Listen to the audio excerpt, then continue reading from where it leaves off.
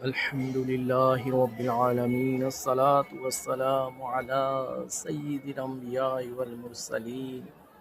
يا رب مصطفى وتفعيل مصطفى عز وجل وصلى الله تعالى عليه وسلم يا ملك مولا মাওলা দুনিয়ার সব ব্যস্ততা ভুলে এই কাবা শরীফের সামনে বসে আমি আমার এক অতি প্রিয় ভাইয়ের জন্য তোমার শাহী দরবারে দুই হাত তুলে দোয়া করছি। হে আল্লাহ, আপনি তার অন্তরের প্রতিটি লুকানো কষ্ট জানেন, যে কথা সে কাউকে বলতে পারে না, সেই নীরব কান্নাগুলো আপনি শুনে নিন। ইয়া রব, ইয়া মাওলা, তার গুনাহ ক্ষমা করে দিন, তার হৃদয়কে কোরআনের নূরে ভরে দিন, তার চোখকে হারাম থেকে হেফাজত করুন, তার জবানকে জিকিরে সজীব রাখুন,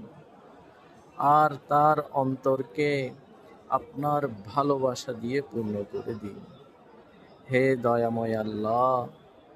যদি সে দুশ্চিন্তায় থাকে তাকে শান্তি দিন, যদি সে হতাশায় থাকে তাকে আপনার রহমতের আশা দিন, যদি সে কষ্টে থাকে তাকে সহজতা দান করুন, যদি সে দুর্বল হয়ে পড়ে তাকে ঈমানের শক্তি দিন,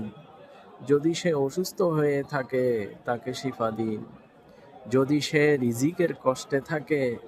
তার জন্য গায়েব থেকে দরজা খুলে দিন, যদি সে ঋণে ডুবে থাকে তাকে মুক্তি দিন, যদি সে একা হয়ে থাকে তাকে আপনার ভালোবাসা অনুভব করান,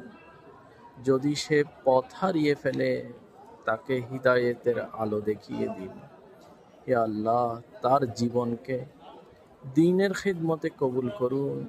আর তাকে এমন বান্দা বানিয়ে দিন যাকে দেখে ফেরেশতারাও খুশি হয় আর মানুষদের তোমার স্মরণ এসে যায়। হে আল্লাহ, আমাদের মাঝে যারা আপনার দ্বীনের জন্য চেষ্টা করে যাচ্ছে তাদেরকে ইখলাস দান করুন,